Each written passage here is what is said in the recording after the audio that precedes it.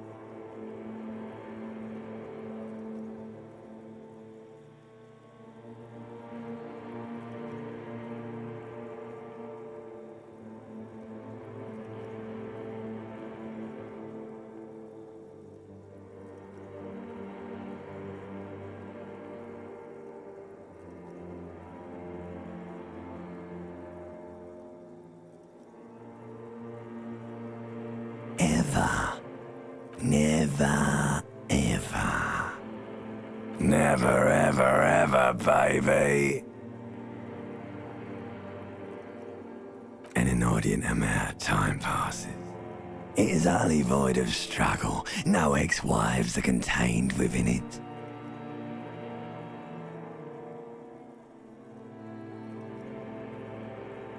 Yes, it is. You got it, sweet brother. Nothing upon nothing upon nothing.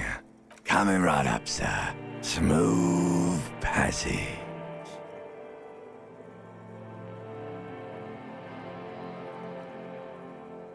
Do you really?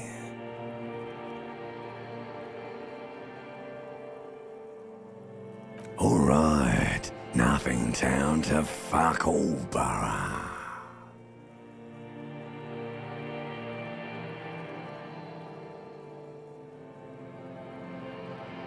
Not you. Your days of giving a shit and being that type of animal are over. Do you really? You wouldn't like it if I told you what was back there. Why'd you think you had to bludgeon yourself into oblivion? Or did you not sense yourself marinating? Poured so much on yourself, got a bit carried away, did we, Chef? Yes, your one disco mother. There's this giant ball there, and evil apes. And the evil apes are juking it out on the ball. You're one of them. It's basically all just evil apes juking it out on a giant ball. You can't even make out it's a ball when you're juking it out. It's that large, infinitesimally small. Vying for resources is just a stupid expression you picked up somewhere. The part of the presentation you want to take home with you is this. You have to beat the other evil apes in the face, or you lose. Yes, it is. And you drowned in that sadness a long time ago. You lost. The sound outside, you recognize it. It's a Caprice Canema motor carriage.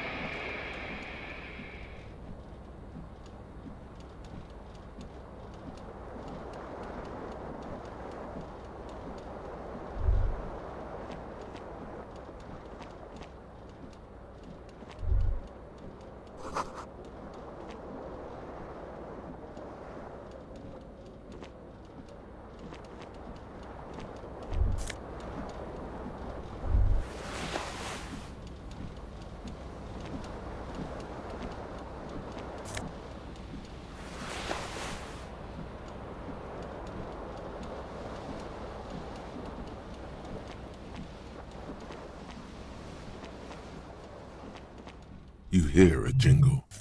Keys are clinking in the pocket of your flare-cut pants. It says, whirling in rags, on the aluminium key ring. There is a single key on the ring. The number 1 is etched on it. It should open the door. The whirling in rags is a hostel cafeteria on the urban coast, frequented by dock workers.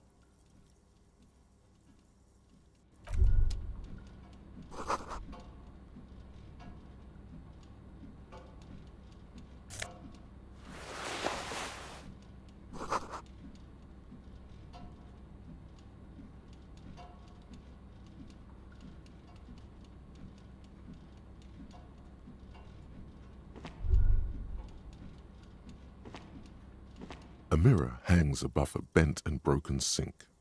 In a fierce discharge of masculine energy, someone has ripped half the faucet off.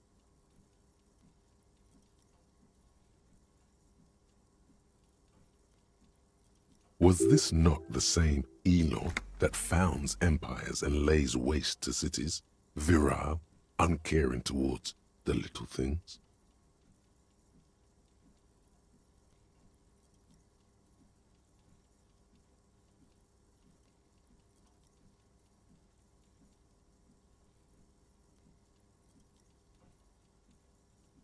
Probably not, no. Hot water sprays from the faucet's base, and steam covers the mirror. You cannot see yourself, just a vague impression of a man. Suddenly, you realize you have no memory of the face that awaits you there, underneath the soft vapor.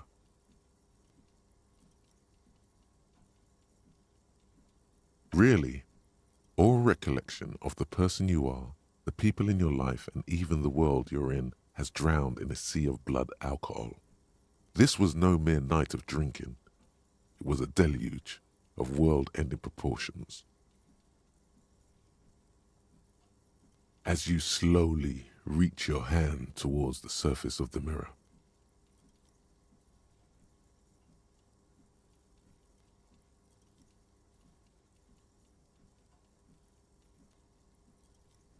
behold,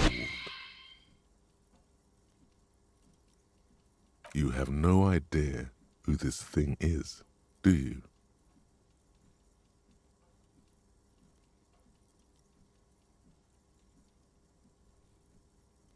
Too late. You clearly have rigor mortis on your face. Or wait, is that an expression? Are you trying to make an expression with that face? Why?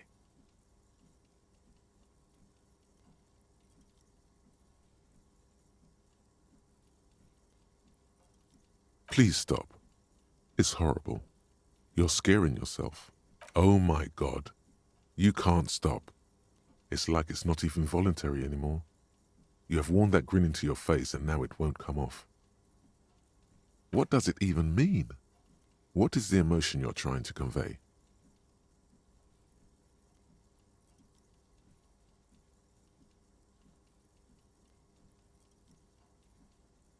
You are correct.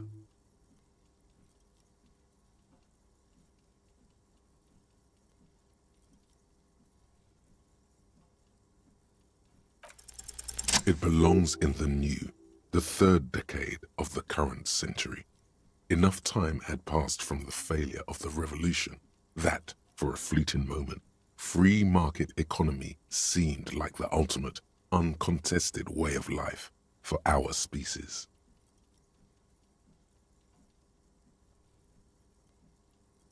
Things were good. It was smooth sailing. People made gold and champagne-tinted interiors and facades to suit the times, calling this the new style. But more importantly, disco happened. For Revachol, your city, that meant only one thing. Guillaume le Million. If it doesn't rhyme, you're not pronouncing it right.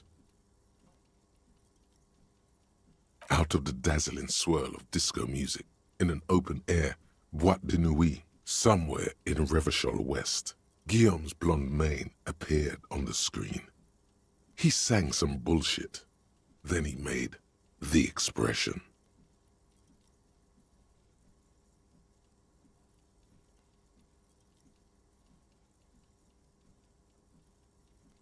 Everyone loved it.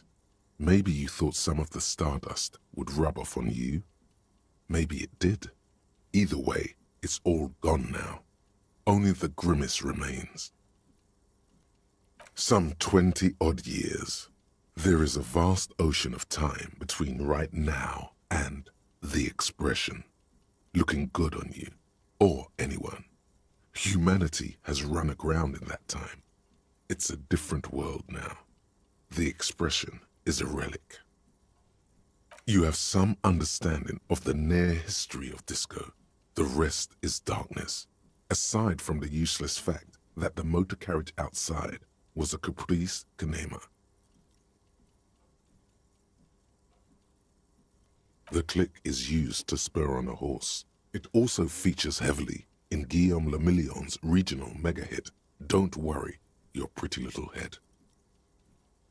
It doesn't have to be. You can swoon over Guillaume and his champagne-corked smile whenever you want to. Maybe some of the stardust will return.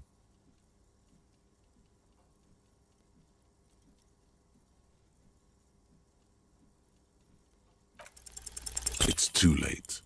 Like an image on film. The expression belongs to your primary motor cortex. It would take a minor neurological miracle for you to cease producing it.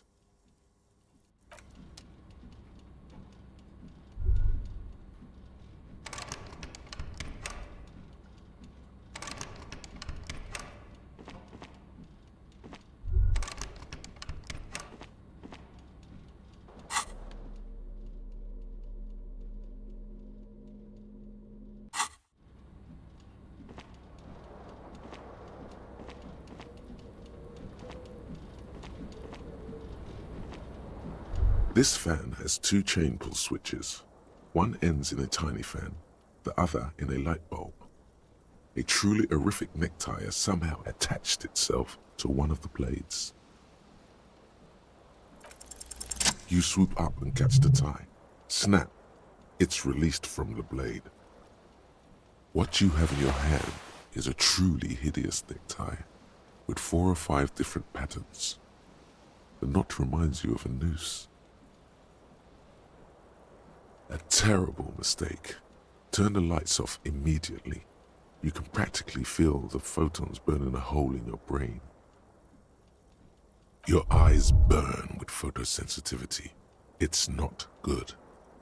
The blades come squeaking to a halt.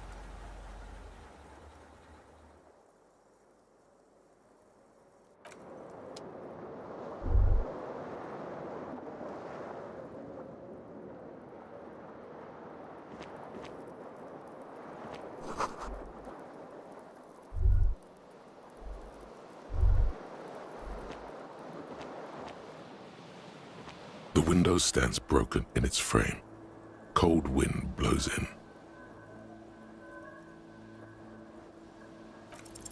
The shards face outward. Whatever broke this window came from the inside. A fine web of scarring covers the back of your right hand, but none of it is recent. More likely a projectile than a held object. There are no fragments on the floor from pulling a tool back in after impact.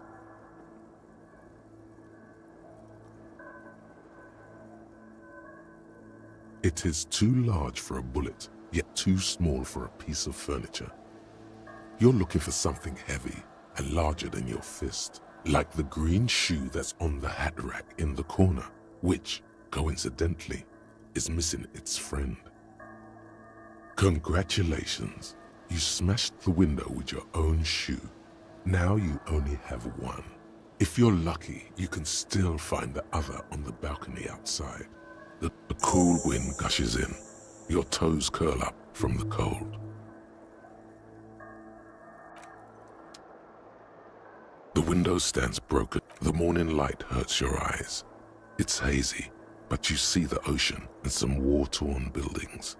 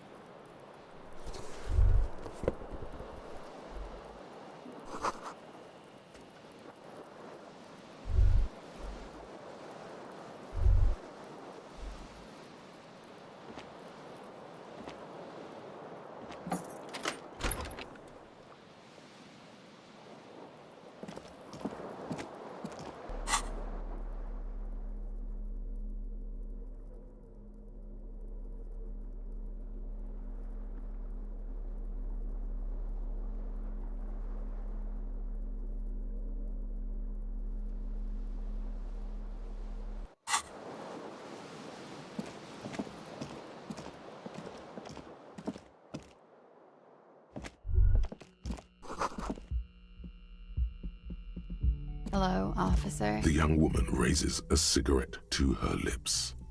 Her eyes are brown and her face is speckled with birthmarks. She can't be more than 28. A silver jumpsuit falls off her like scale armor, sparkling. This is the sparkle of too many nights out on the city. No.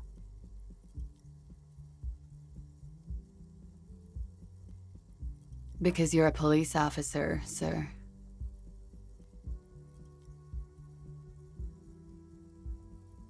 I am, yes. You've been here for 3 days. On official police business, no less. Couldn't say. In truth, so far, mostly drinking. You have no doubt about the drinking. But do you strike yourself as a tight-lipped drunk? She must have heard something.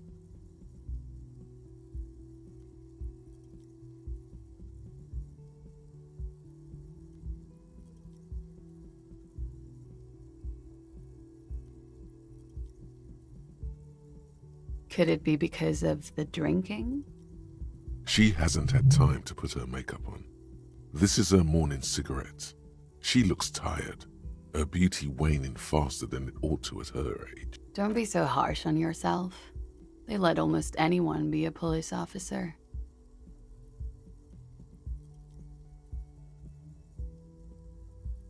Of course.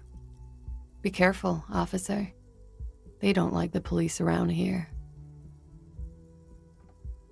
Something stirs in you as she's about to go. Call it an instinct, a need. The need to ask questions. It's like you said the words 1,000,000 times before. She looks back at you, a light glinting off her eyes. Yes.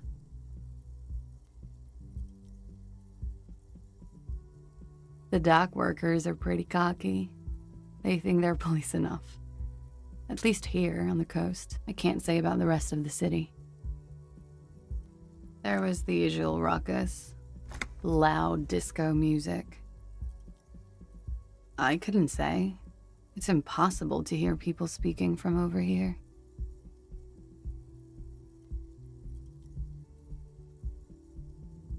Oh, yes. Various artists. Ostentatious orchestration prime among them. Oh, that. Yeah. Whoa. The less said about OO, the better. OO were huge where I come from. I was very young then, of course. Like 7. Life gets hard, but we go on. I don't know about that. At around 2 o'clock, the disco stopped, and there was a change of pace. A slow, sad song started playing, like organ music on repeat. That went on for quite a while. Some of the time, you were yelling along to it. Yes, there was a church in there, a really small church, like the smallest, saddest church in the whole world. It was about that. And also, that it doesn't matter anymore and that we're alone now. It was difficult to tell. The song itself was very quiet and soft, but you sounded like a winded boar, sir. It was hard to understand what you were singing on top of it.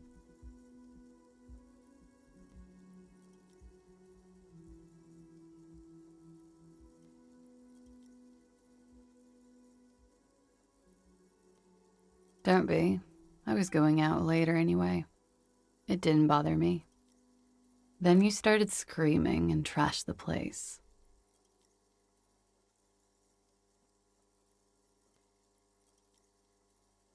No, it didn't sound like there was a fight. It sounded like someone was trashing their room. A window was smashed. The tape player, probably. The song stopped. And furniture, too. A real destructathon. There was screaming. Then I think you passed out.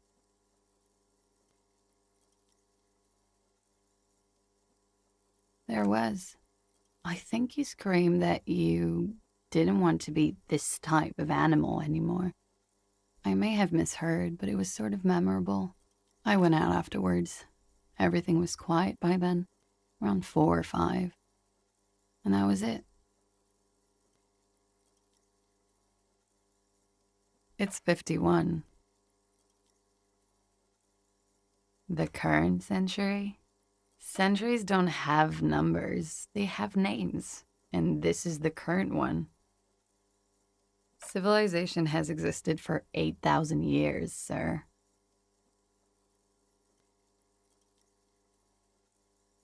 Yeah? You're in a hostel, sir. We are in Revachol. Revachol is the disgraced former capital of the world, divided into zones of control under foreign occupation. You sure look like you're from Revachol. Revachol parties. Her accent suggests she is not from around here. She's from Aranye, another part of the world.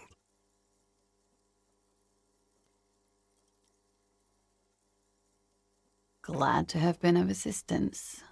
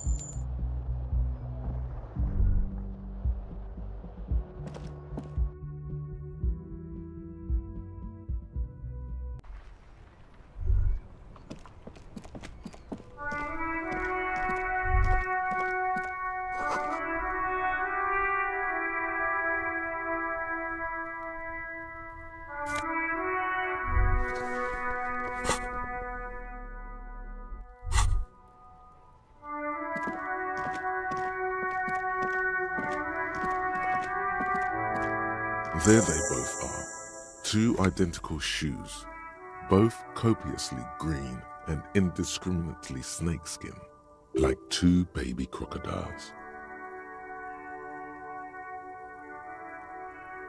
It's pretty clear a normal cop is not what you are. Good, they're balanced, comfy. Feels like the only good thing about you right now.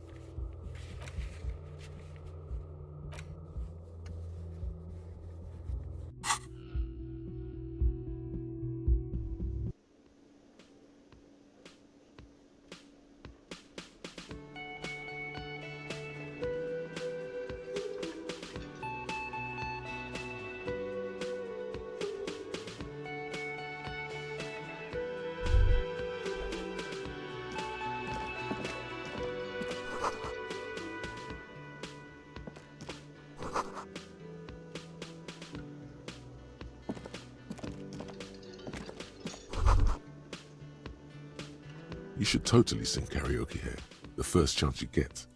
Your emotions need to be expressed. People need to know your vast, oceanic soul.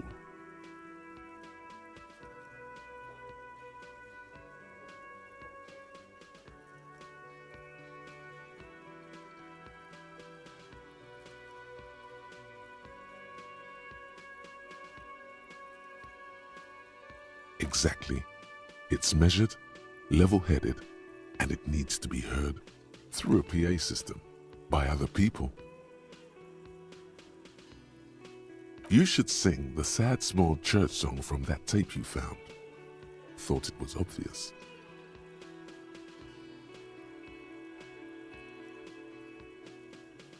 No, don't sing the happy song. It's stupid. Sing the sad song. It's profound. You would need another copy of the tape first, though. The one upstairs is destroyed.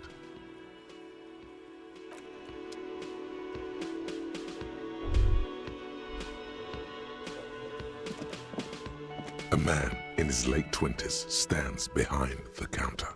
Everything is cool between you and this guy. He's a big fan. Make some small talk. No, I'm not the bartender. I'm the cafeteria manager. He's very animated all of a sudden. This seems like a touchy subject. I have 3 cafeterias to manage. 3. Sylvie tends the bar here, not me. I'm only... She just, you know... His eyes dart from left to right. This man isn't lying, but he is hiding something. So now you're a cop. Oh, forget it. A competent work of taxidermy. The white and brown seabird lies among piles of coasters and drying mugs. One of its wings broken. The man is trying to mend it. Looks like the bird was ripped off the shield that was used to mount it, most likely on a wall. This is the great skua. The seabird is the symbol for the discovery of the Insulindian Isola, the part of the world you are in right now. The small steel tag says as much. The great skua. Stegosaurus skua. Look, your buddy is over there.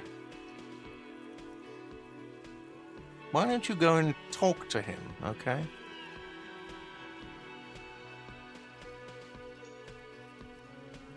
He pretends not to hear you, concentrating on the bird instead.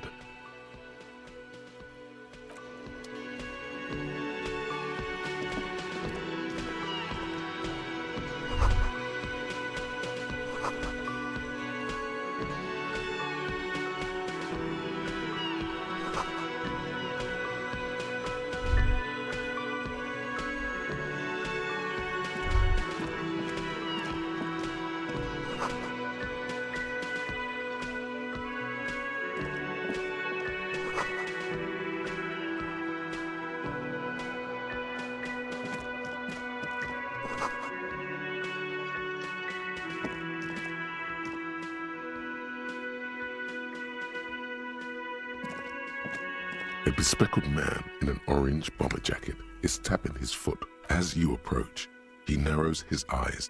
On the sleeve of his bomber jacket, as well as on its back, are the same enigmatic white rectangles as on your blazer. Hello, I'm Kim Kitsuragi, Lieutenant, Precinct 57. You must be from the 41st. You realize he is waiting for your name.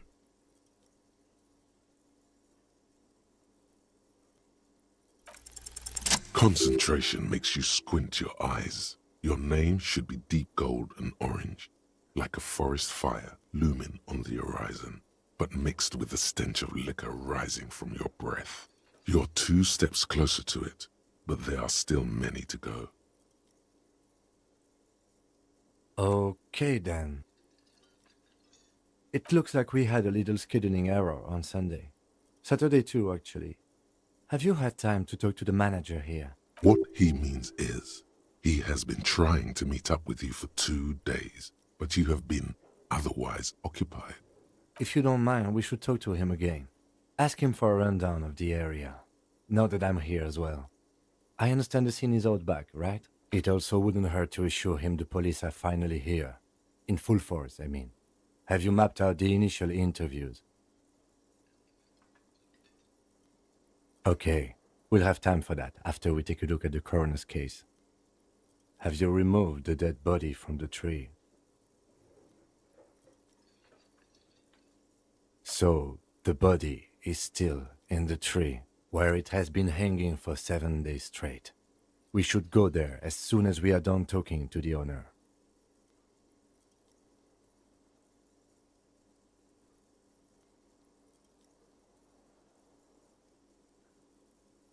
Talk to the manager. Then we go out back and take the body down. After you, officer. If you're about to embark on an investigation, shouldn't you have a badge? You mean you don't have a badge? Losing your identification card is a serious matter. My vehicle has a shortwave. You can use it to report your badge missing. I advise you to try to locate it as quickly as possible. But Lieutenant Kitsuragi is now in your party. You can talk to him whenever by interacting with him. Hello, sweetie. Wait, who's Sweetie?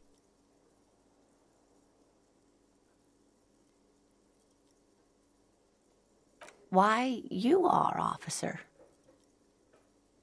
You're a handsome man, officer, with your mustache and your chiseled jaw and that silly dimple on your chin.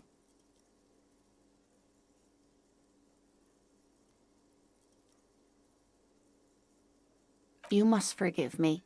I'm getting so scatterbrained. I completely forgot to introduce myself. I'm Lena. My husband Morel and I are staying with our friend Gary just down the street, but I come here for tea when they're away. This Lena is wacky enough for the motley crew. Hire her on the spot.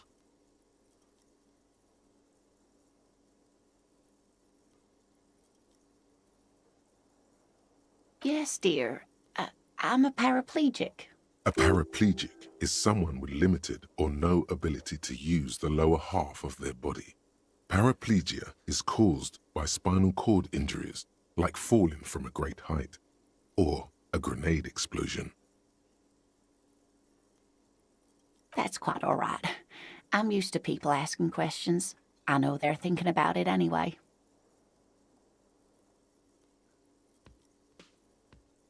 Whatever do you mean?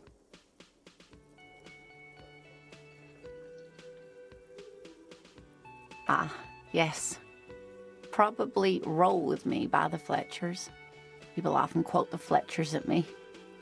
Morel says it's my theme song. Yes, officer. You look rather dazed. Like a stunned fox. But surely things can't be that bad.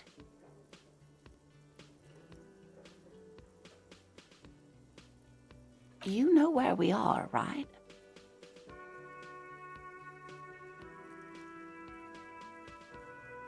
That's right. And where is the Whirling in Rags cafeteria itself located? Yes, indeed. We are in the fine city of Revachol.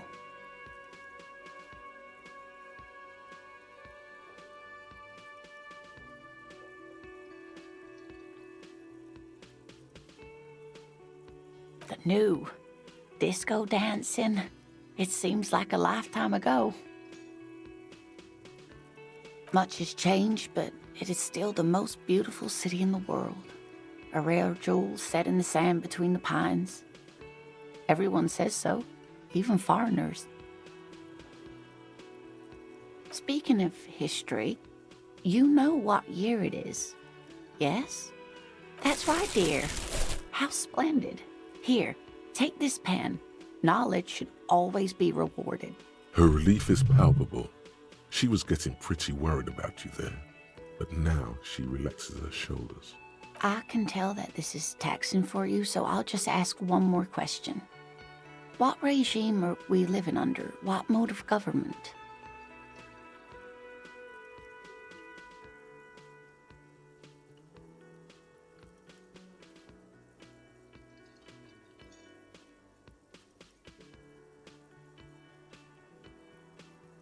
Oh, sweetie, it's really not. There used to be people who thought that way, other people who wanted those things, but they all went extinct. Revachol is a zone of control led by an alliance of foreign powers called the Coalition. We have almost no government of our own, and certainly no dictatorship of the proletariat. But they still have cops. Oh dear. And you were doing so well. There aren't any cops in Revachol, not in the traditional sense. The status of law enforcement has been a complicated matter since the revolution. But we should stop for today, sweetie. You look like you need a break. Besides, I'm not the best person to explain the big things to anyone. She's scared now. She's realized you really are brain damaged. You were doing quite well up until the end there. It does look like you're having trouble remembering things. History and places. Remembering reality in a word. It's very odd. A sigh. The lieutenant buries his nose in his notebook. But maybe a fresh set of eyes is what the world needs. And while I'm no doctor, such bouts of amnesia are often temporary, so I wouldn't worry too much. A defeat, I'm afraid. The people of this archipelago tried to build something new, something different. The rest of the world didn't like it, so they came and ended it. This was 42 years ago.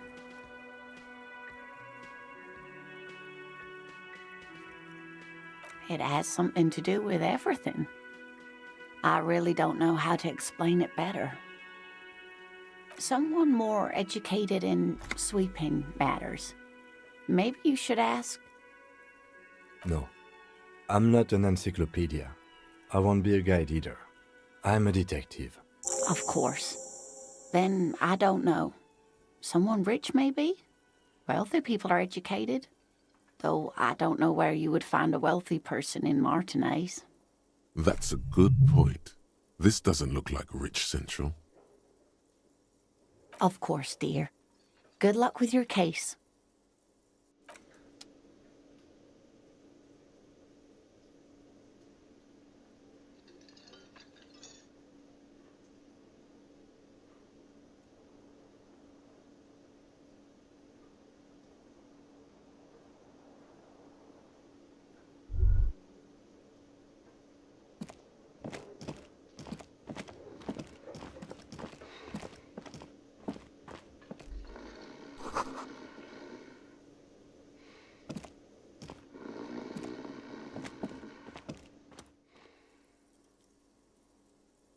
A colorful piece of plastic is dangling from his carabiner.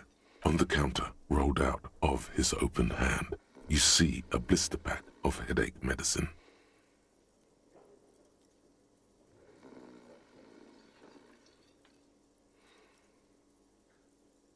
No idea. Looks like he works for Wild Pines, the logistics company who owns and operates the harbor. Possibly because there's a strike going on in the harbor. There's not much to do aside from drinking and sleeping. The man does not mind. You probably need them more than he does. You've just picked up some magnesium. This item is stored in the bottom left corner of the screen above your character portrait. Use magnesium to heal your morale if you have morale damage. It's a dock worker's ID, doubling as a shift card and a job permit. A young, able-bodied man stares back at you from the photo. Santiago S. John. You fumble with the spring-loaded gate of the carabiner, but to no avail. The dangling items refuse to come loose. They just jingle in an ever louder manner. Like fucking sleigh bells. What are you doing? You're gonna get caught. Stop finger-fucking him, officer! I'm responsible for these oafs and their stuff. Even Sleepy there.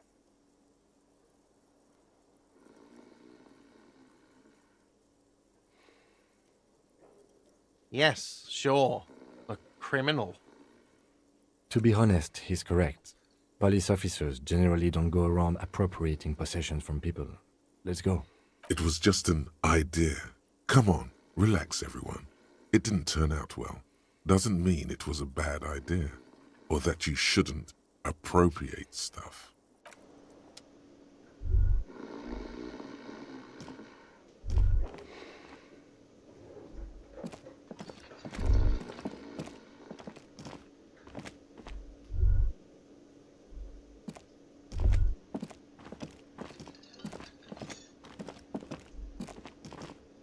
The man with the... Mr. Gart, right?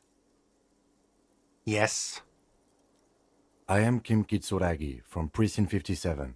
This is an inter-district investigation, so joining me from Precinct 41...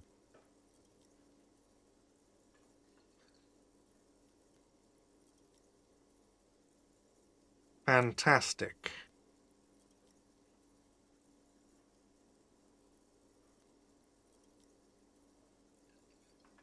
Right.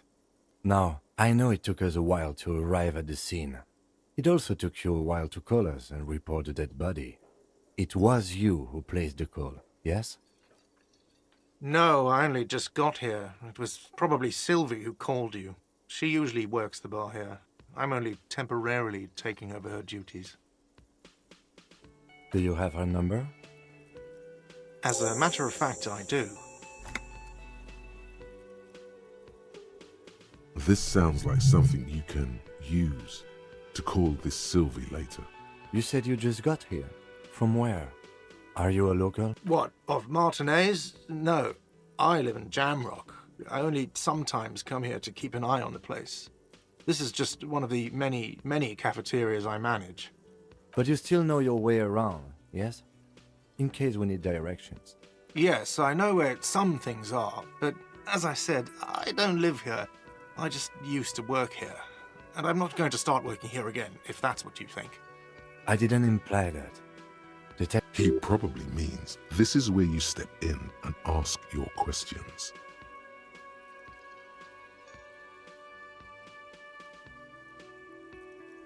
His face expresses profound doubt. Ask him about the body's location before asking if he killed him. People give up information in the more innocuous questions, which you can later use in the more sinister ones, not vice versa. Behind this building, there's a courtyard. They hoisted him up on a tree there. That's easy. See that door there? First you exit through that. Then, to your right, you should see a big hole in the fence. A really big one. You can get to the courtyard through there. No need for the keys. The hole is big enough for the Franco-Nigerian cavalry to fit through.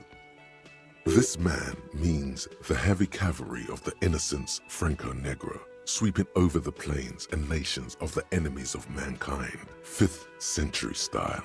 Unified currency and the concept of cool came in their wake. They wore lamella and carried guns.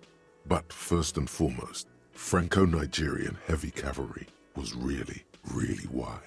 That hole in... I don't know who killed him. I'm not the police. That's your job. This is it. He said they hoisted him up on a tree. Who is this they, if he doesn't know? Oh, people are saying it was the union dock workers, that it was a lynching. The locals, customers, the people who eat here, a lot of dock workers eat here. Sylvie told me everyone knows the dock workers did it. Did the debarders themselves tell her this, or is it a rumor? I don't really know. You'll have to ask her. I would suppose it's because they have nothing better to do. You mean the strike? Yes, the strike.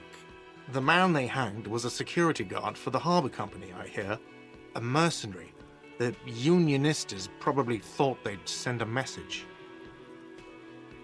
The lieutenant turns the page in the little notebook he's been scribbling in. Haven't you asked me that already? What is it with you and this woman? She has nothing to do with this. Okay, you got me. She went away because of the dead body out back. And because I asked for her number. That's why Sylvie went away. I hope you appreciate that. Thank you.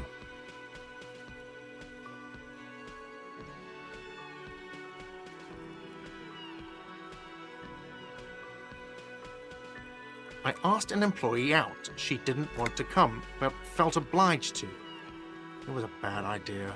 Now, what is so goddamn fascinating about that for you? It's got nothing to do with the lynching. Forget it. Let's go. Not so fast. You owe me 130 real.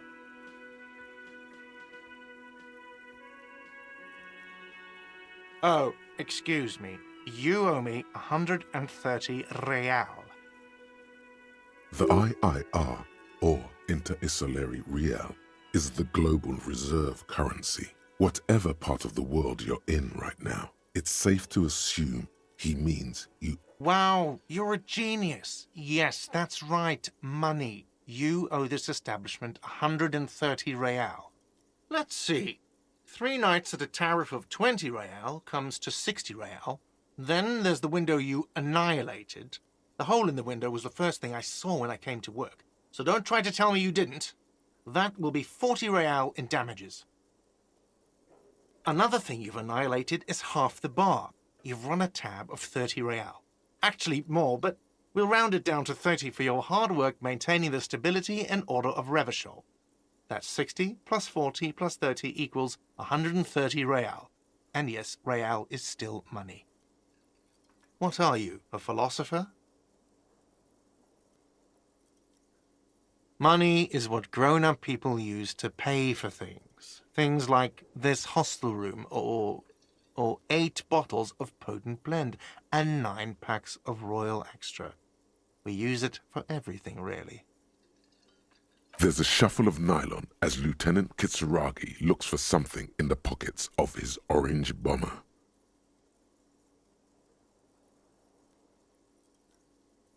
I'm sorry, but he has to pay.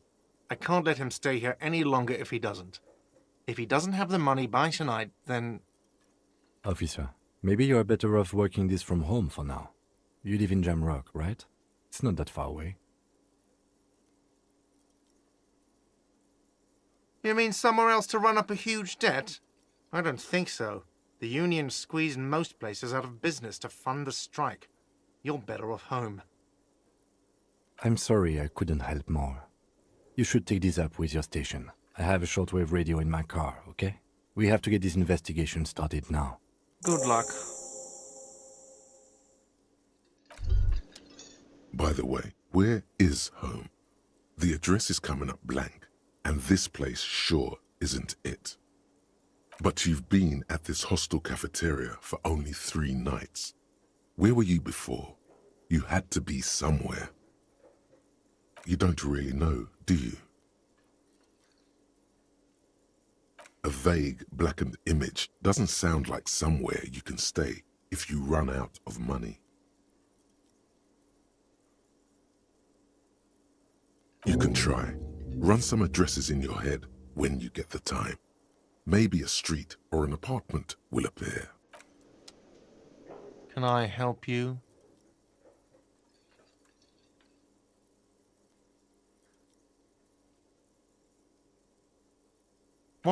thing.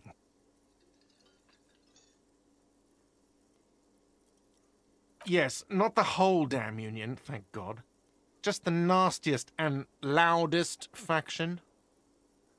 They come here in the evenings. Dumb, unruly types. Think they're big shit. But they're good customers. They place big orders and always pay on time. We should find out who this Lord faction is, occupying the booth. Loudness means talkative, and we need info. We don't. We have to wait. They'll show up sooner or later. Men get hungry, even striking men. If not today, then they'll be here tomorrow. There are these things called days. You sleep between them. He's saying they'll come after you've slept. Just making clear. What? By the way, you should come back to this thing-based questionnaire if you see anything interesting in the whirling later.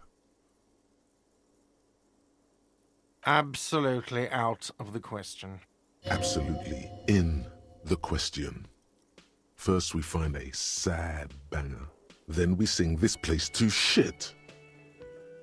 Your body is ready, sire. Another thing. Great. Yes? Yes. Have you got it? Like what? I was...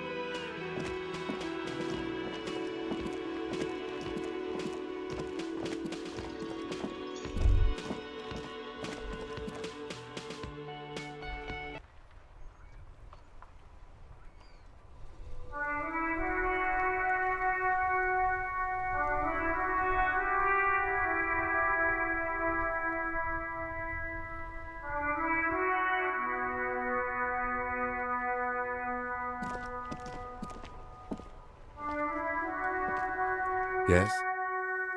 What do you want to know? Maybe you can tell me what you do know to help me narrow it down a bit. Then you are not that far behind, actually. Do you want me to brief you? 3 days ago, the RCM Emergencies Desk received a report about a security guard who was found hanged in Martinez. An anonymous caller said there was a dead body behind the Whirling in Rags hostel cafeteria. The cadaver had been there for 4 days. No one had come to investigate. During that time, the victim had been stripped of his belongings. The caller did not identify him, but used the word lynching. There is an ongoing labor dispute between the local dock workers and the logistics company Wild Pines. I was told we should approach the death as part of this dispute. They didn't identify themselves in any way. The tone was muffled using a device of some sort. The desk could identify neither the caller's age nor sex. There's a strong prejudice against involving the RCM in what's seen as union matters. The dock workers' union is the de facto police in Martinez. Now it appears they've started executing too. We cannot allow that. That's us, the Revachol Citizens Militia. We're the police in this city. The RCM, or the Revachol Citizen Militia, is the police force you and him are part of. A self-organized peace corps of the occupied city of Revachol. The RCM operates within a legal twilight, yet its authority is rarely questioned. It's super useful to know this. Just to be clear, we are police officers. It's our job to find the killer. That's the case. Uncover and arrest the killer. I'm afraid you and I are pawns in a pissing competition. You don't know? I assumed you were in on it.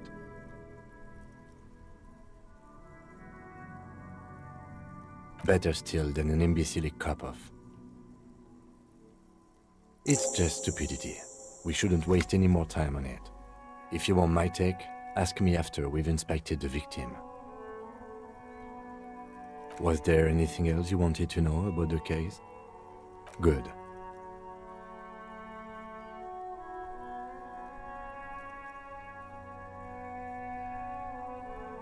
No response. He's having trouble processing it, believing it even. A moment passes. The lieutenant glances at the sports watch. Me? I don't see how my life is pertinent to the investigation. That's a fair point. All right, for the good of the investigation, what do you want to know? That's because I'm half Seolite, or quarter. My father's father was from Seoul. So was my grandmother, but from my mother's side. It's not an interesting topic. It's a part of the world, officer. A geopolitical entity and a geographic division. I told you it wouldn't be interesting. Seoul is a protectionist, isolationist, pan-Isolari state west of the Insulindian Isola. Actually, it's quite interesting. Some would even say mysterious. You're barking up the wrong tree. I don't speak a word of Seolite. I've never met either one of my grandparents, and I've never been to Seoul. I'm a regular Revacholière. A point of pride to him.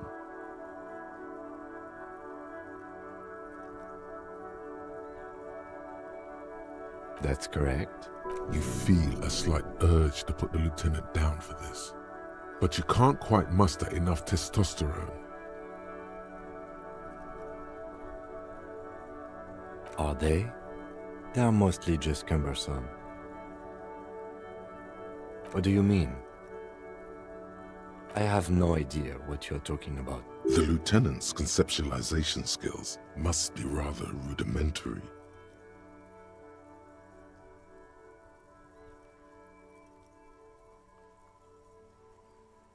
I can't say that it does, no. When I need to think, I just use my notebook. The lieutenant produces his small blue notebook, and we all have our different mediums. His is written. What do you mean? I have no... The lieutenant's conceptualization skills must be rather rudimentary. I can't... The lieutenant, we all have our different medium. No. Your brain sends the signal to your lips, but they refuse the order. Something is paralyzing them. It's like you're locked down.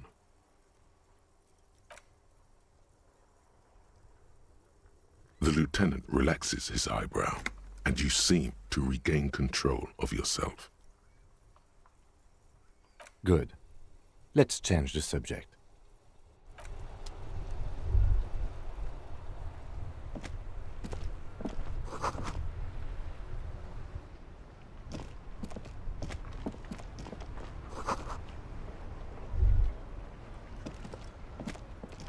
The RCM in Martinez. What can I help you with? We don't see a lot of police around here, that's all. Of course. What can I help you with? Excuse me? Oh, well, I didn't write it there. I'm just sitting here. Okay. Since the street sign's messed up? Okay. What do you need? Oh, that's right there, in the yard. Even all the way over here, there's a drop of death in the spring air. What do you mean? Yes, sir. District of Martinez. This intersection is called Roundabout North. He knows where we are. He just wants directions.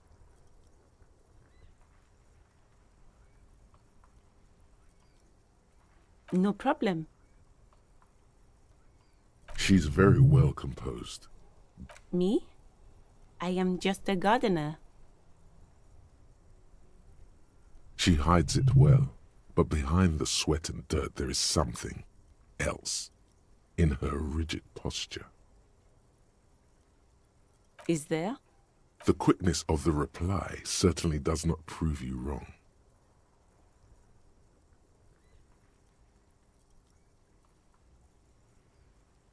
I am working. I have a greenhouse in the yard there. I've been trying to get some work done. Well, as you already know, there's a corpse there, hanging from a tree. It smells pretty bad, so I have to take breaks. Don't worry, miss. We are here to clean it up. You can get to work soon. Thank you. Salts? Ammonium salts? Perhaps useful for later. Of course. I won't hold you back. If there's a corpse, then you're going to need those gloves for the autopsy. Sure, keep them. I have another pair.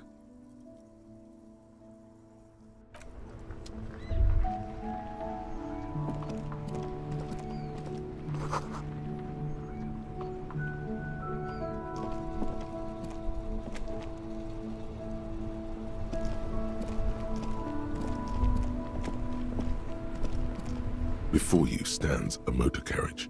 The bodywork is covered in blue and white livery, bearing the vapor emanates from the large engine on the back of the vehicle. It hasn't had time to cool off yet. This must be the infernal machine that tore you from oblivion.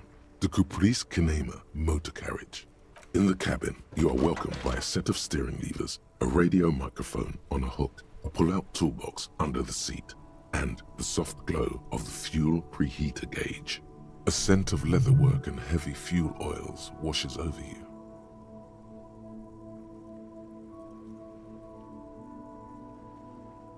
As you tap on the gauge, the indicator pin jerks as if startled.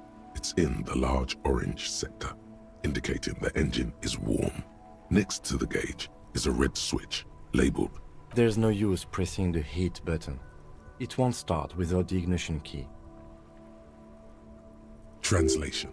We're not going anywhere right now. The white suede feels luxurious under the touch, and the metal clutch handle so very familiar in your palm. A metallic drawer slides out from under the seat and clicks into place. The tools inside are neatly organized. Take what you need, officer. It's going to be a long case. I'm not protective of my tools, like some men are. The pry bar feels nice and cold in your hand, useful for opening all sorts of doors and lids. The handles are long and sleek. Snap, snap, go the cutters in your... You can do good work with these. Cut chains, locks, and ropes, especially belts. It's robust, weatherproof, and well-made. Police issue. Blue lets you see things in the dark you would otherwise miss.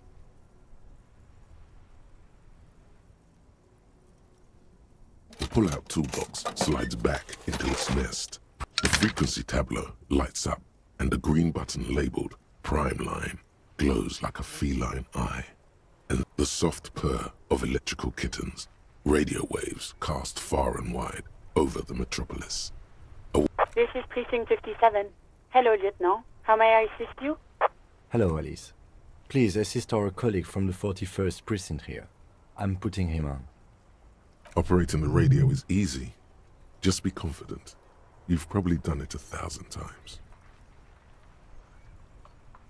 This is Officer Alice Demetri, Precinct 57. How may I assist you?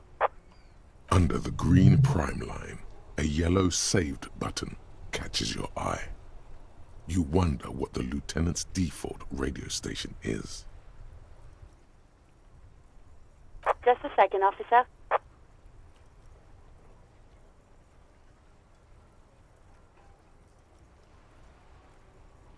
10-2, 10-5. This is 41st. Come in. Over. The man uses relay code. You got this. 10-4, message received. 10-5, relay message. What's your status? Over. 10-18, state your message, sir. 10-9, over. 10-4, message received. This is a very serious situation. I need to 10-22 the captain. Over. Is it him? What does he want? Says he lost his badge and needs to report it. He what? He lost his badge? Who lost his badge? Dick fucking Mullen. Who do you think? It's Officer Dick Mullen from the bestseller Dick Mullen and the Lost Identity. Dick Mullen is not your name. It's the name of a fictional detective who would not lose his badge. Defend yourself. Immediately. They're laughing at you.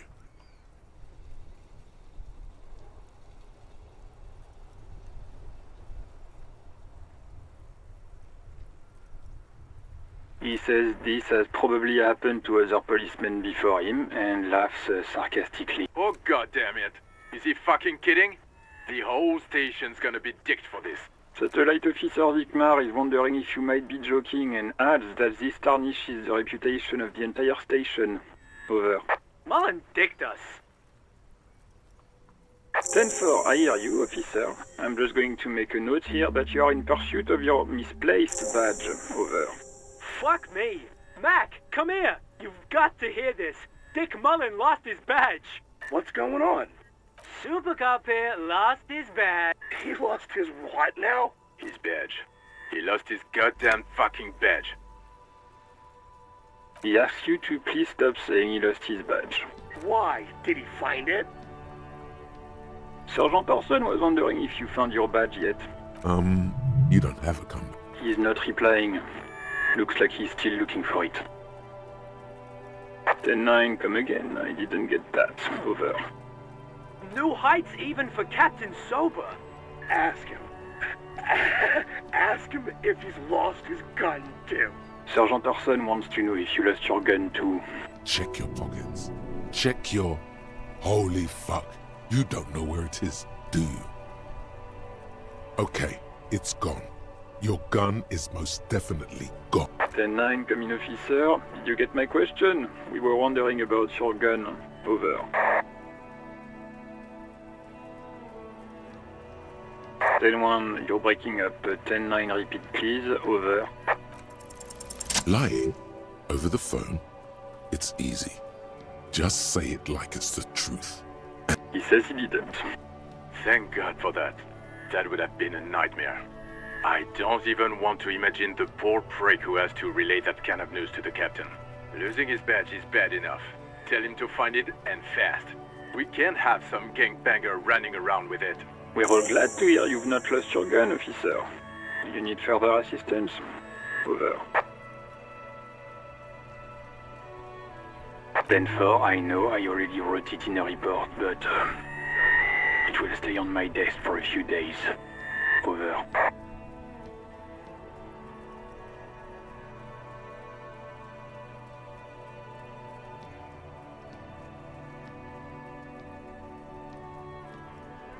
Ten-4, I hear you. I don't have the authority to grant your request, but... What does he want now? He's asking for money. Is he fucking... I don't think he is. Don't give that asshole anything. He's just gonna drink it all. Right. That's a negative on the additional funds, sir. Over. He says it's important to the case. He isn't getting a red cent. You can tell him that. Request denied, sir. Over. Anything else, sir? Over. Okay. Wait. Before you say anything stupid, think it through.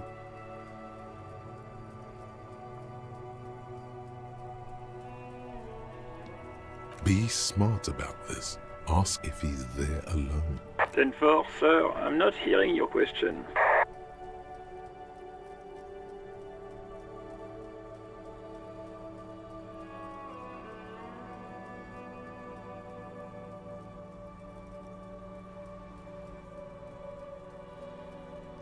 That's a negative, sir. I got 10-12 visitors present here. Over. 10-9, repeat message. I didn't get that, sir. Over. Sir, I will not have you talk to me in this manner. Over. What? What is it? He seems intoxicated and keeps asking me to... Mullen's drunk and emotionally aggressive. Wrap it up. Don't indulge in his drunken antics.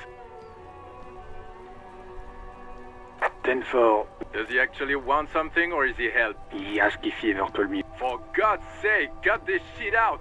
Sir, satellite office. So, was there anything else? What? What is it? He wants to verify his info. But of course, it says Dick Mullen, High General of the... Tell him to stop wasting time. What do you need, sir? Over. 10.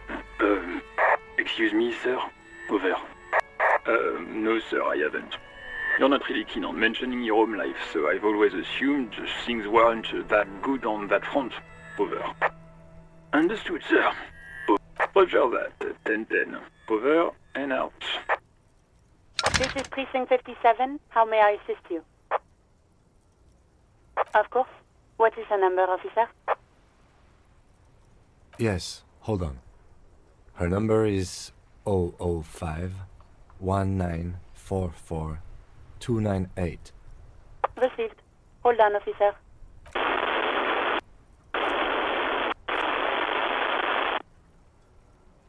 Give it a minute. She might be busy at the moment. Officer, I have Sylvie Malaika on the line for you. Yes, hello?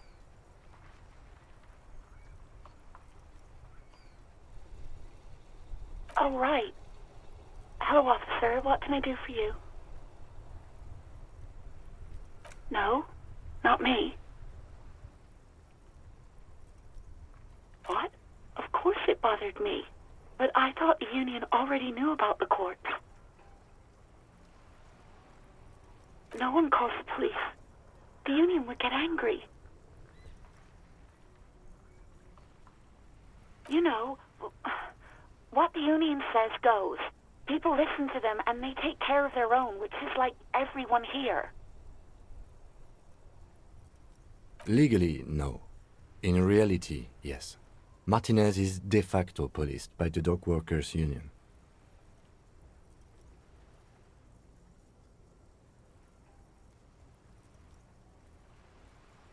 I don't know what to tell you, officer. I didn't call you because I didn't want to get in trouble with the others. No, sorry. I don't. Not a lot of people have phones around here. Copper thieves take the wires. People don't have the money to have the cables put in again. They use the union's phone, or the one on the coast. So the union has a phone, and there's one further down the coast. Got it. It was someone else. We'll find them sooner or later, officer. It just might take a while. Yeah, go on. Please, no. Not this again. Everyone saw your cool gun, detective. You were trying to impress some people with it. Everyone was eating, and...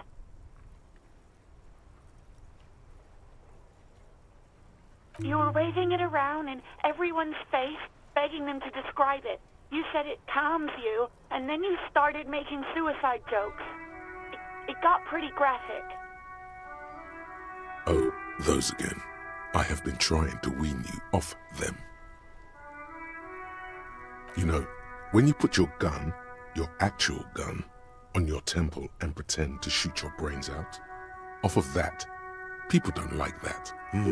I remember this.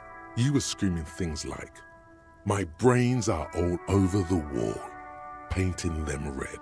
I won't be seeing it, 'cause these are my brains. I can't see without my brains. Very nice visuals there.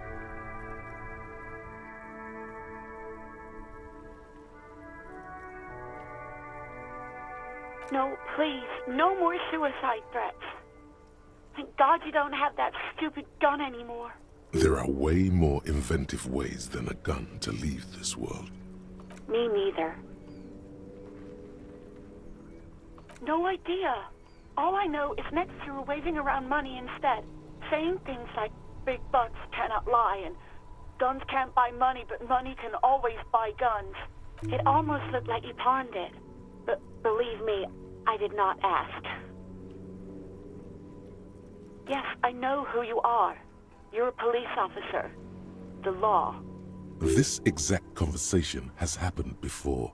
Establishing authority before this young girl seems to have been important to you in the past. Don't go there again. You told me back in the whirling. You told everybody, and so does your badge. I don't need to hear about it anymore. Oh, no, I haven't, sorry. Real policemen have uniforms too, by the way. Where's yours?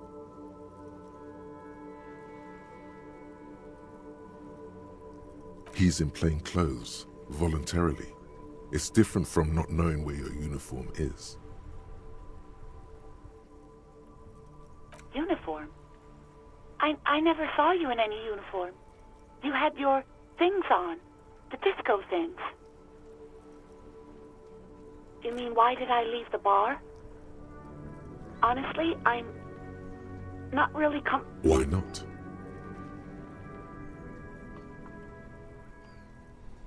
Maybe, I don't know. I just know I have to take some time off right now. I do hope so. Please, don't call me again. Bye. Yes, you have obviously done something to upset her at the Whirling in Rags, when she was still working there. I'm not mad, it's just... You were so drunk and so emotional all the time, and then the skewer thing happened. It just made me want to quit.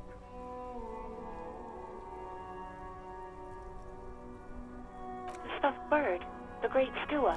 You threw it against the wall while screaming, "Fuck that bird," and laughing. I think you said it had been giving you shit ever since you got there.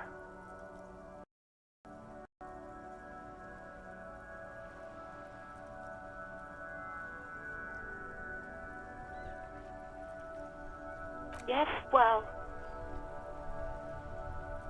Rubbish. You're a green hat and feather-toting bird watcher.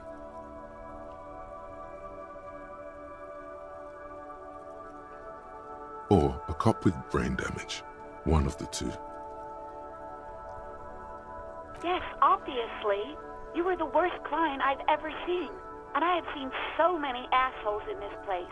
I've had sailors fighting, union guys grabbing my ass, kids stealing booze.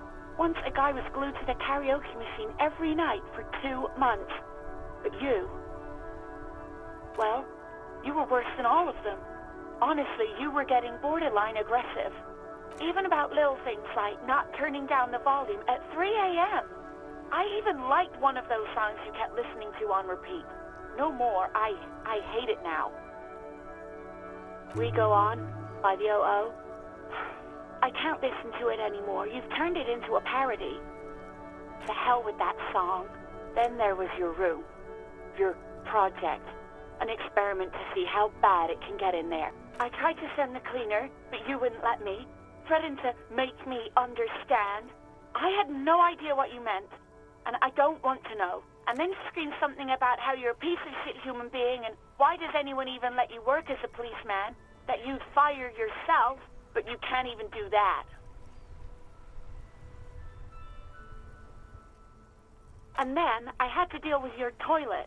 The one you clogged with police documents, causing water damage downstairs in the kitchen. I won't even mention you waving your gun around, harassing customers, threatening to sing karaoke, threatening to kill yourself. The ones I had to wrench out of your toilet. Damn it, I don't remember what I did to your damn papers. I don't remember every little thing I do. Especially when there's a hurricane loose. It's your fault for losing them. Not... Something in you wants to immediately forget about this, as if there was a reason you threw them away. No, you really weren't. You were simply the worst.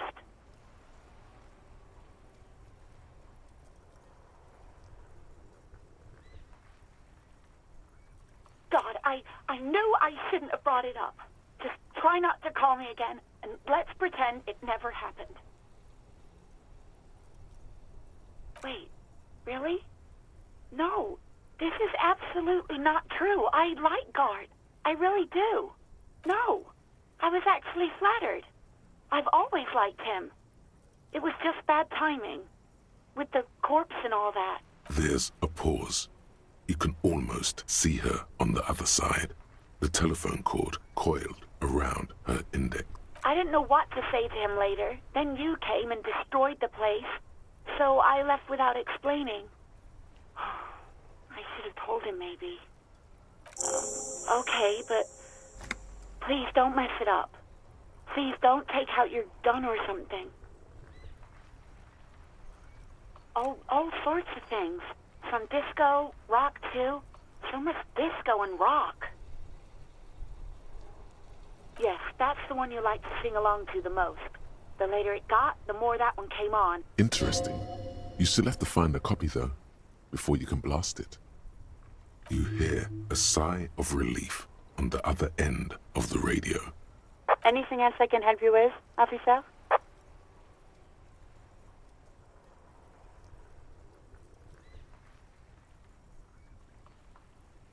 57's over and out. In the cabin, you see a set of steering levers, a radio on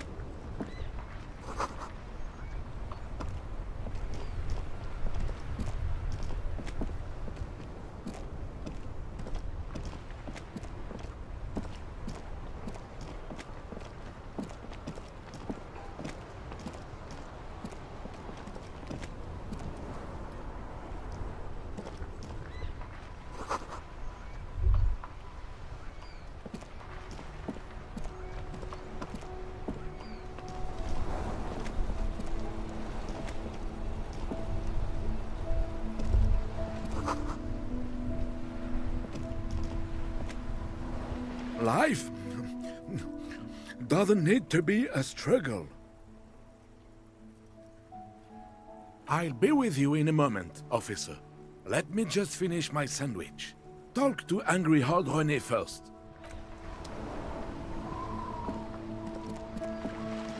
Have you no shame?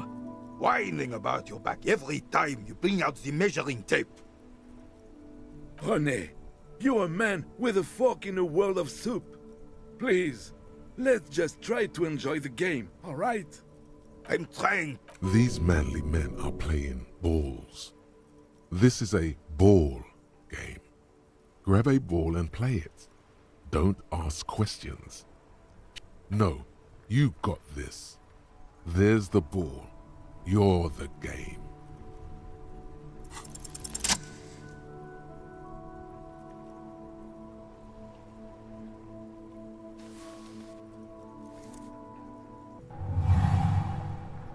You are immediately surprised by the ball's lack of weight. No matter, you'll make it work.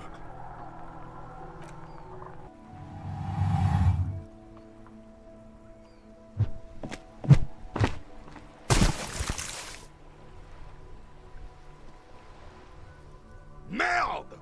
Bordel de merde! A whorehouse of shit? It wasn't whorehouse of shit. The shot was at least 23 meters, probably 24, and then some. What the hell is your problem?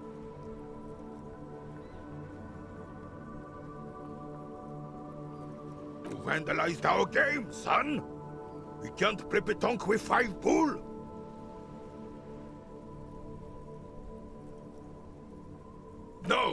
No, you don't!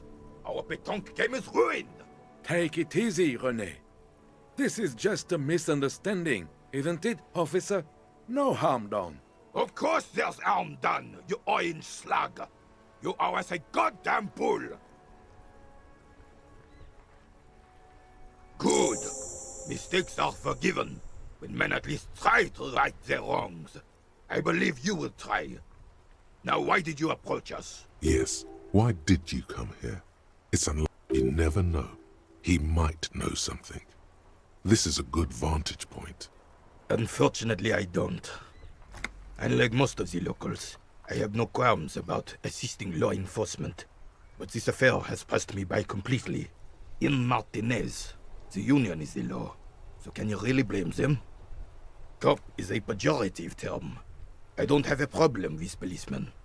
On the contrary, I admire the effort to bring order to our street. He doesn't know about the crime. Your time is better spent discussing politics. If I knew, I would not be afraid to tell you. I simply don't. I'm an old man, not a coward. 'Tis true, sire. He knows nothing. Yes. The terrain here provides an interesting variety to a familiar game. I do. Fire from heavy artillery. Why what? Because that's what happens when communards hijack your country, execute your supreme leadership, and turn your capital into a slaughterhouse. You use heavy ordnance to clean up your home. Commies, communists, socialists, anarchists, call them what you like. They just chose a name to feel special. Senseless sentimentality. Sadly, no.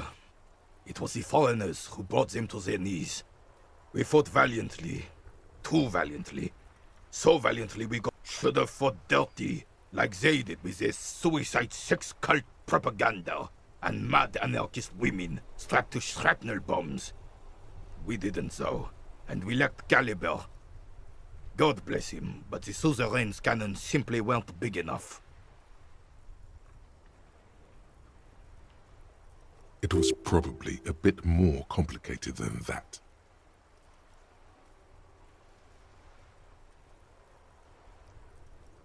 Because this place is a damn beachhead.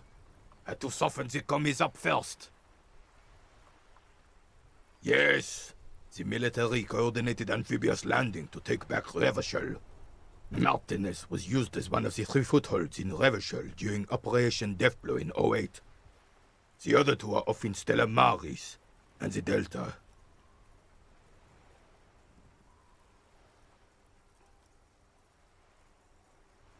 This here is Blood Ground, where coalition boots first made landfall and cleaned those rabid dogs out.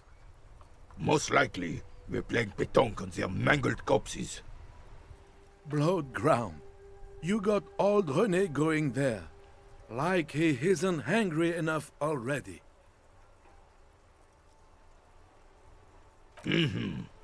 Don't get me wrong, officer. I hate those foreign dogs, but the enemy of my enemy and all that. They're the lesser evil. Damn right, son. They laid the fire of hell on the city before they stormed it. And it worked, too.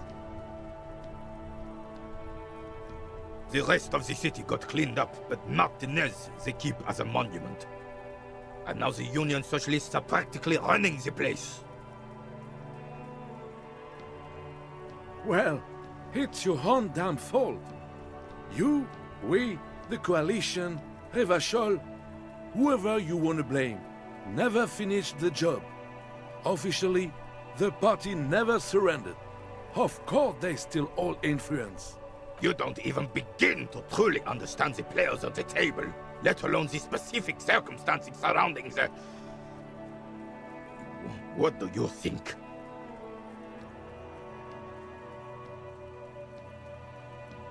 Thinking men have opinions on these things. Present one.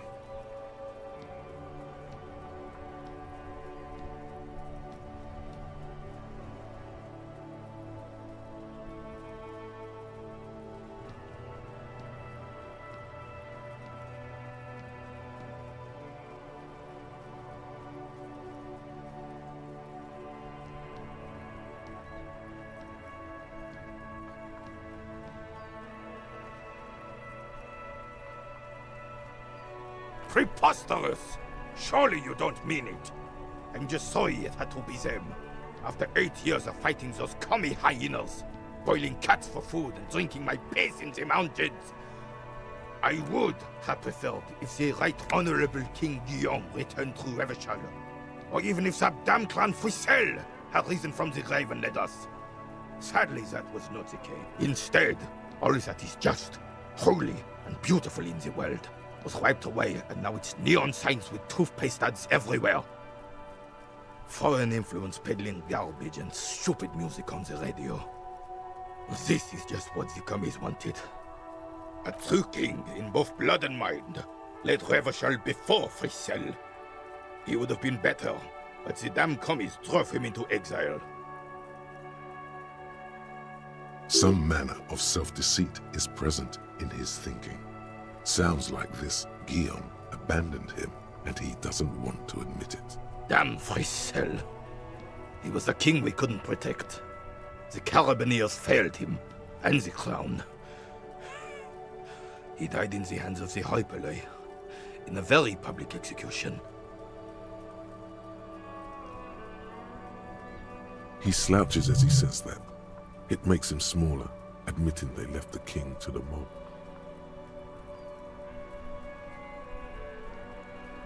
The suzerain is the king! Has everyone forgotten already? They've forgotten already. It's no use talking to you. You were still in Daddy's borders when it happened. When we took our last stand against the Filth and rode the cavalry straight into gunfire.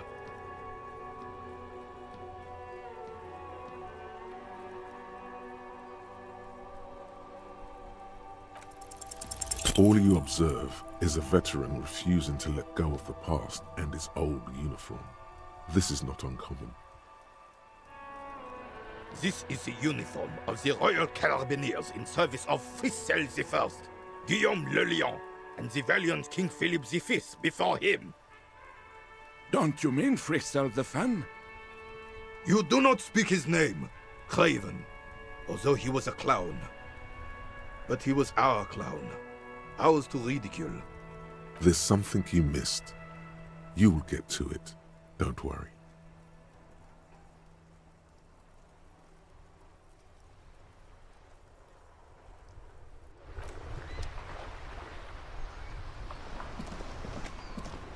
I have really outdone myself. This is divine. Yes, that's what you need, Gaston.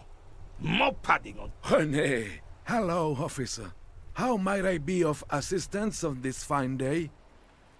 Let me think.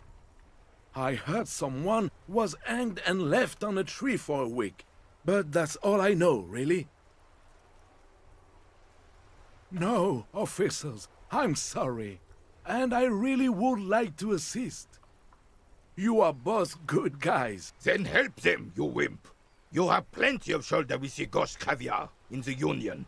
Someone must know something. He means caviar social. I wish I could, but I just don't know anything. I always keep my nose clean and don't gossip. Everyone knows and respects that. Odd. He doesn't seem to be lying, but there's something off here. I'm not even anyone. Of course he's holding back. His mouth is so full of Union prick he can't even speak. Can I at least finish my fucking sentence before you piss on it? Is that okay, René? I'm not anyone important in the Union. I just know Evrard. Evrard Claire. Everyone in Martinez knows the Claire brothers. I taught these boys human studies and history in the gymnasium. What do you know about history? You never witnessed history, only heard about it years later, when it had already moved on. The old soldier mumbles something under his breath, and there he stands, proud, rigid and alone, like a cracking marble statue. Let's try not to get caught in a crossfire. Oh, in many ways, yes. Like an honorary member. I attend meetings and parties, help with little things. Evrard, Edgar, and the older debarders all know me.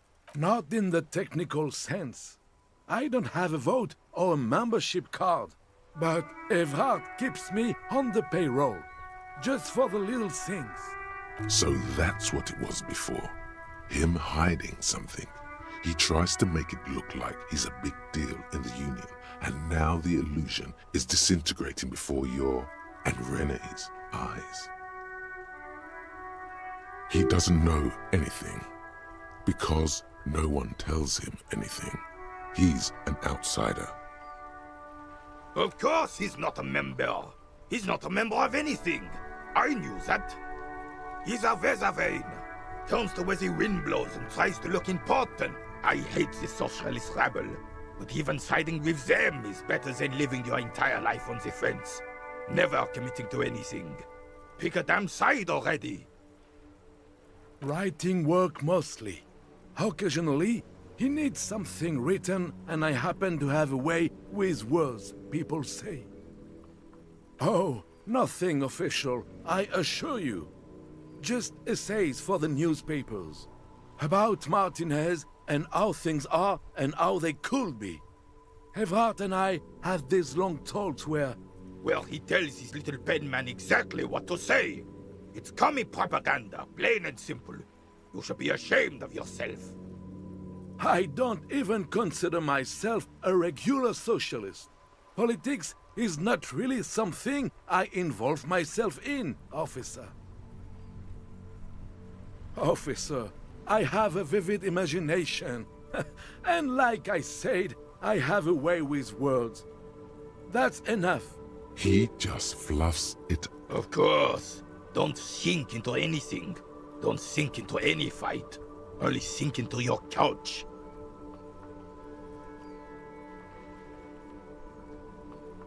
I believe everyone has the right to think and do whatever they want. Even if it's nothing at all. Mon Dieu.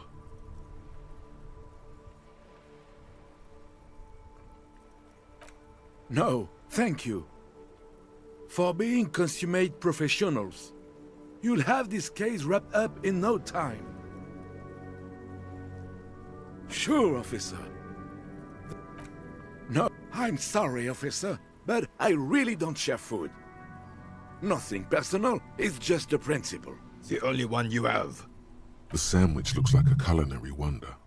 Well made and abundant in components. In addition to the obvious slice of ham, a fat one, you notice a brim of a tomato peeking from below. Oh, that's good. That's very good. You must have other business then?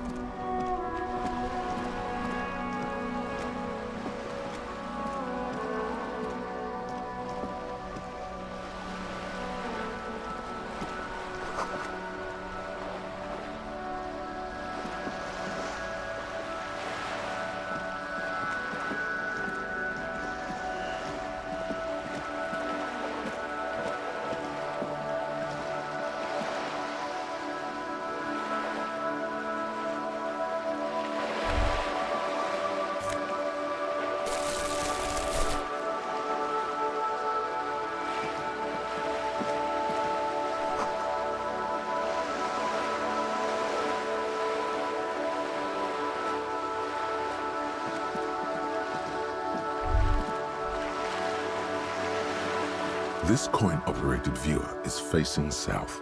The instruction manual says to insert 25 centimes and pull the handle while looking inside. Then use the focus knob to zoom in if necessary. Why place a tourist attraction in the middle of such poverty? There was a revitalization project in '49. A design studio tried restoring Martinez to its pre-war glory. It didn't stick. They got as far as the street lamps and the statue on that intersection. Then something went sour. I suspect that something was Evrard Clare, the union leader. He muscled them out. It's how it usually goes around here. We should have done something about the union 10 years ago. That ship has sailed, officer. Your money disappears into the coin slot. The curtains on the display open. You leave. The lenses shift. The ghost, it looks as if it was abandoned quite some time ago. Nothing but a rotten tooth remains. Really? I don't have the eyesight to make it out.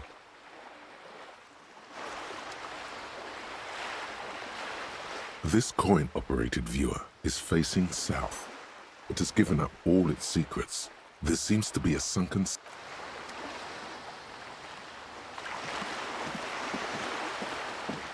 This coin-operated viewer is facing southwest. Its coin slot is full of fossilized bubblegum, rendering the machine permanently inaccessible. Probably some kids. A simple but clever solution to ruining a coin-operated viewer. It took ingenuity. The metal feels cold and wet under your palm. It looks unhygienic. A thick layer of graffito covers the lenses. You spell out the word Onuk written on the other side, with N and C scribbled backwards. That's Kuno on the lens. Under the graffito, a sea of blues and greys appear. Behind the water lies a coast studded with concrete and reeds. On it, a church on stilts, lanky weather-worn wooden planks, an X-shaped cross topping it. You know this to be the Star of Pericarnassus, or the Cairo, the central symbol of the Pericarnassian Church, a star, a great moral height to be strived towards. Around the large wooden building you see chunks of sea ice gathered on the beach, and a small tent set up on the ice.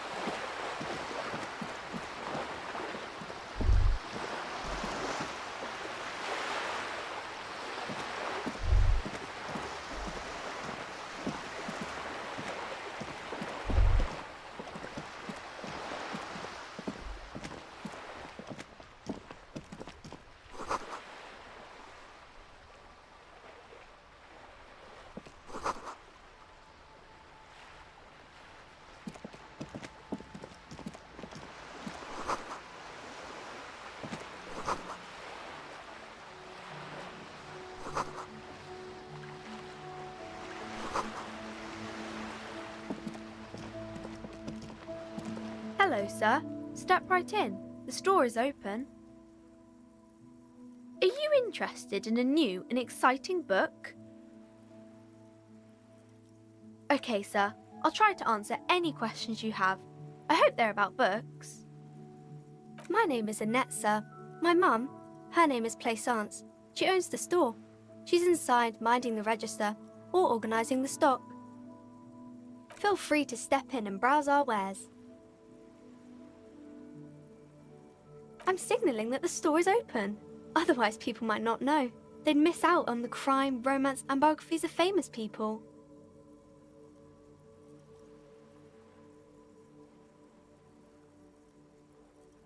Thank you, sir. I'm happy to help Mum out with the store. I do my studies at home at the moment. I have to help Mum keep this place running. Mum says it's necessary to do both because it builds character. Mum says a proper worker is dutiful. That's how you get ahead in... There is stress and unease behind these words. She's reciting etiquette. Mum says it's peachy. She was a little afraid at first. There's talk about this house being cursed. Cursed in the way that makes them say that no business has ever really thrived here, sir. that they all go... Exactly, but we've been doing fine so far. We can go into the bookstore and ask about the case, but I don't see much more to look into here. Yes. Please do also look at our wares inside. The postcards and board games are there, sir. Nothing really, sir. Mum doesn't allow me to sneak around in the back rooms or the cellar. I don't really know what's there. It does not manifest itself in any way. It does not exist. I liked it better when we were talking about whether it's appropriate to stand out in the freezing weather. Anything else you wanted to talk about, sir?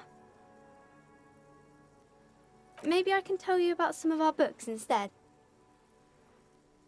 Crime fiction is about murders or burglaries or things like that, and the work of a policeman or a private detective who's trying to solve a crime and catch the criminals. It's exciting to people, I guess. They get to imagine dangerous things, and it's kind of like a puzzle, where you can guess you don't look much like a policeman. Didn't mean to offend, sir. Sorry, sir. It's just that you don't look like Dick Mullen.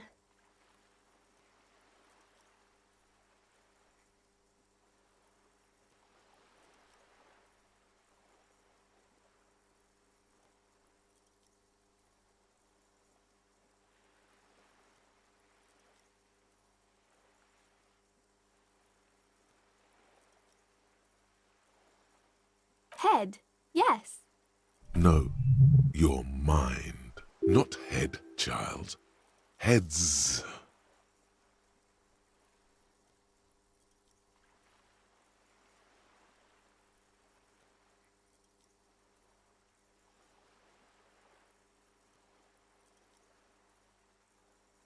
Isn't that very dangerous? Unlike you, sir. He's just a fictional character. He's no match for you. Maybe you can show me some real police work, sir. Like in the books. The girl keeps her hands folded, hidden. Why? What do you mean, sir?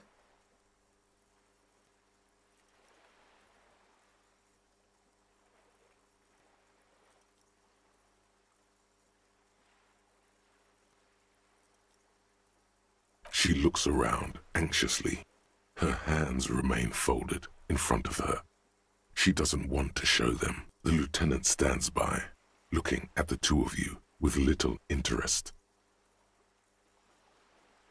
She brings out her reddened hands, her nails frayed, nearly chewed down to the flesh. And you knew this from me keeping my hands folded?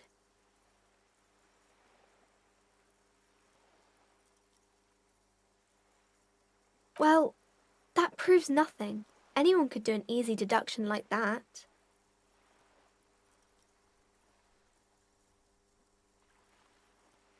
She nods, half provocative, half enthusiastic.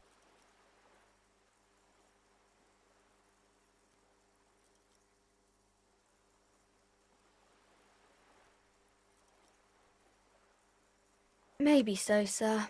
Okay, I know it's a bad habit, and I shouldn't. It was okay, sir. There's more that can be achieved here. Ask her to do the same. You're quite sober. The lieutenant does not flinch at the comment. He does not flinch even a single bit. He is intensely not flinching. It takes effort. Because you usually aren't.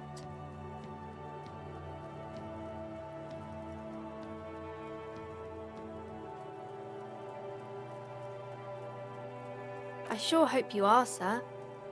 There she stands, swaying on her feet, assaulted by the early spring breeze. She smiles at you. The whole situation suddenly feels familiar. Somehow, there's something you're missing. It's the type of book where, or there could be a story about a poor lady getting a rich man. It's about man and lady business, sir.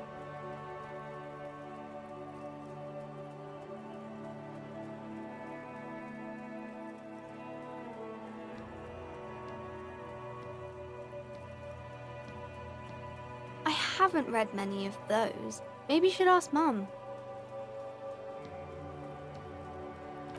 I'm sure she can help out. Maybe some about other books?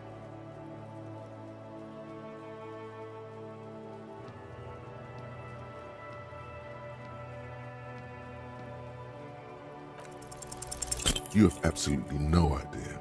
Familiar? How? You must have forgotten something you heard again. Hi, Ace Detective. Are you here for more books?